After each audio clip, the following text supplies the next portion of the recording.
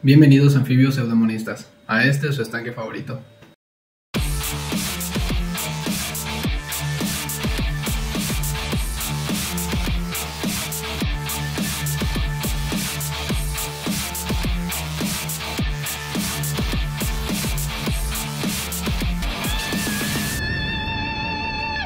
El día de hoy continuaremos hablando de los reinos. En esta ocasión le toca el reino de las plantas.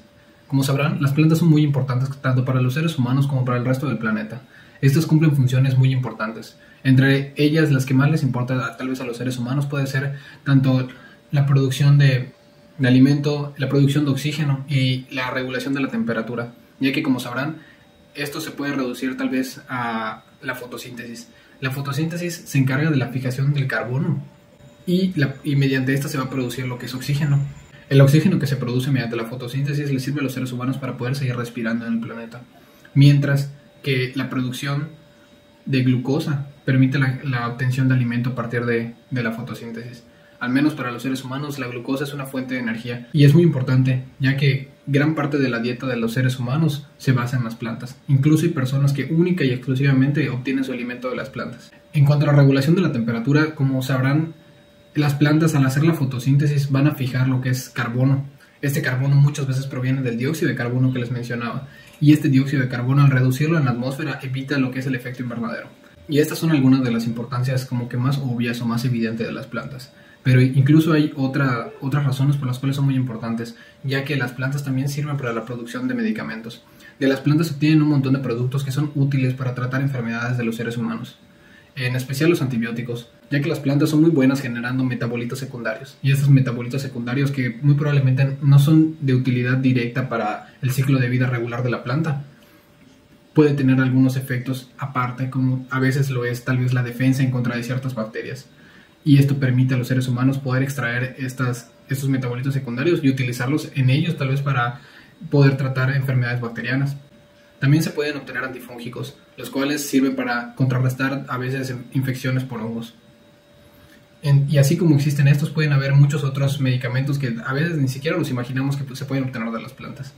Las plantas también son muy importantes para el mantenimiento de los suelos, ya que mediante las raíces van a evitar que el suelo se erosione, es decir, que el suelo se empiece a desgastar. Además de que las plantas proporcionan nutrientes y materia orgánica a los suelos, mediante las hojas al caer, o mediante tal vez partes de las plantas al morir o descomponerse, en los suelos va a permitir que el suelo se llene de nutrientes. Y además de esto, como sabrán, las plantas son muy importantes para muchos organismos, no solo para los seres humanos.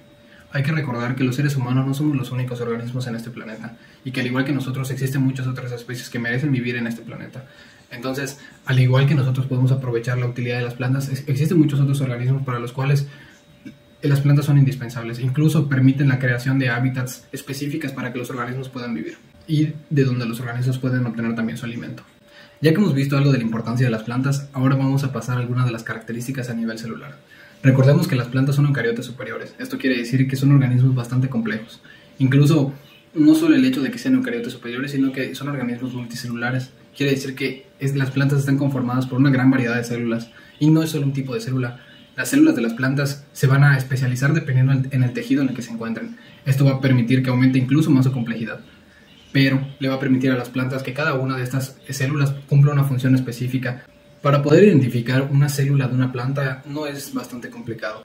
Entre las características más importantes son el hecho de que cuentan con cloroplastos, y estos cloroplastos presentan cierto tipo de clorofila específica, a diferencia de los cloroplastos que podemos encontrar en organismos del reino cromista. Además de los cloroplastos, las plantas van a contar con una pared celular de celulosa, y también es importante resaltar que la celulosa posiblemente es el material más abundante en el planeta. Esta celulosa le da rigidez y protección a las plantas, y se va a encontrar en todo tipo de plantas. Las vacuolas también son características de las plantas, aunque también se puede encontrar en organismos como los hongos. Pero las vacuolas van a permitir que las plantas puedan tener una reserva de nutrientes, al igual que acumular agua. Esto es debido a que las plantas no pueden moverse para obtener su alimento. Estas tienen que tener resistencia a ciertos cambios, como la falta a veces de agua o de ciertos nutrientes. Si no llueve, ellas no van a poder ir a un lago a beber agua. Entonces, estas vacuolas les dan como que cierta protección extra, lo que les permitiría resistir cierto periodo de tiempo sin agua. También podemos encontrar otras estructuras como los plasmodermos. Los plasmodermos permiten el intercambio rápido de ciertas sustancias entre una célula y otra. Hay que tener en cuenta que existen gran cantidad de estructuras que pueden ser características de las plantas, pero en este video no vamos a entrar a detalle en esto. Una de las características más importantes de las plantas es la forma en la que se alimentan. Ellas son autótrofas, específicamente fotótrofas, es decir que la energía del sol la van a convertir en energía química, en glucosa. Y esta glucosa no solo es la energía para las plantas, sino que es energía para gran cantidad de organismos que se pueden alimentar de las plantas. Se podría decir que la glucosa es el carbohidrato más común y del cual prácticamente todos los organismos pueden alimentarse. Y digo prácticamente todo porque como en todo hay sus excepciones, pero gran cantidad de organismos se alimentan de esta molécula. Ahora, ya que ya sabemos la importancia de las plantas y las características a nivel molecular, vamos a hablar sobre algunas de las divisiones de las plantas. Y pues vamos a empezar, que esto tal vez sea un poco largo. Primero que nada tenemos a las algas verdes. Las algas verdes a simple vista incluso podrían considerarse dentro del grupo de los cromistas, debido a que son pues algas, son organismos bastante simples. Sin embargo, a nivel molecular se ha encontrado que están más relacionadas con las plantas terrestres que con los cromistas. Esas algas verdes, una de sus características por las cuales incluso se les considera plantas, es por el tipo de clorofila que cuentan. La mayoría de los cromistas suelen tener clorofila A y C. En este caso, las algas verdes van a tener clorofila A y B, que como en todo hay sus excepciones, pero pues este es tal vez un ejemplo burdo en el cual se pueden dar una idea. Además de esto, cuentan con una pared celular de celulosa, algo típico y característico de las plantas. Dentro de estos grupos se encuentran las carofitas y las clorofitas. Pasando a la siguiente clasificación o el siguiente nivel de complejidad, podemos encontrar a los musgos. Estos musgos se pueden clasificar como plantas no vasculares, que de hecho es la clasificación justamente de los musgos. Y estas plantas no vasculares son en este punto ya terrestres, pero siempre van a encontrarse en lugares húmedos. Entre las plantas no vasculares podemos encontrar a las briofitas, antocerofitas y hepatofitas. Estas plantas, como les mencionaba, se caracterizan porque son bastante simples y además de esto se van a encontrar en superficies bastante húmedas que en vez de crecer en tamaño de altura van a crecer en área de superficie. Esto pues les conviene porque pues estando cerca del suelo húmedo van a poder retener mejor lo que es el agua. En el siguiente nivel de complejidad vamos a encontrar a las plantas vasculares.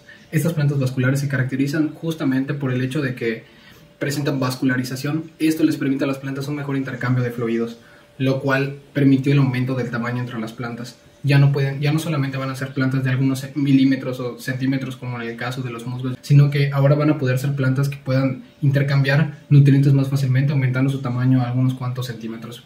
Estas plantas se pueden clasificar como pteridofitas, que a su vez se dividen en licofitas y monilofitas. Ahora, en este punto las plantas todavía no pueden producir semillas, y es cuando llega la siguiente clasificación o el siguiente escalón. Aquí van a llegar lo que son las angiospermas y las gimnospermas, las cuales son divisiones bastante populares. Las gimnospermas son plantas que contienen lo que es la semilla desnuda, únicamente la forma más simple de la semilla, mientras que las angiospermas van a tener flor y fruto.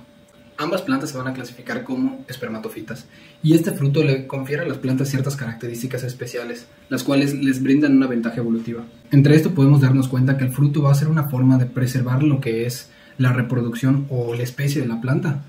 Y si en dado caso llega a ver sequía o llega a haber algún problema de falta de agua o de nutrientes o cualquier problema que pueda presentarse que genere la muerte de gran cantidad de las plantas en determinada área, se puede preservar a la especie mediante la semilla, ya que esta puede quedar bastante tiempo ya sea sin agua o sin nutrientes, ya que al fin y al cabo la semilla está inactiva.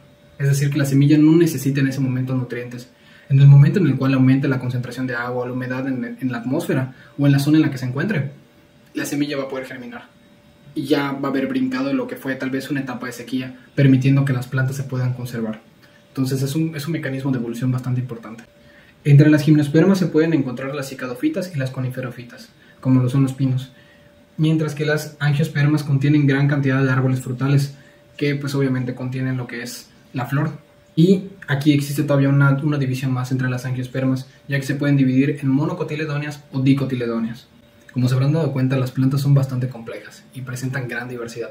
A mí me emociona mucho hablar de ese tipo de temas, porque nos podemos dar cuenta de lo complejo y lo amplio que son los seres vivos, y cómo pudo la evolución a prueba y error ir cambiando los mecanismos de los organismos con la intención de que estos puedan adaptarse mejor a lo que es su ambiente y poder tener ciertas resistencias o estar preparados para ciertos acontecimientos que puedan causar lo que es la extinción de dicha especie.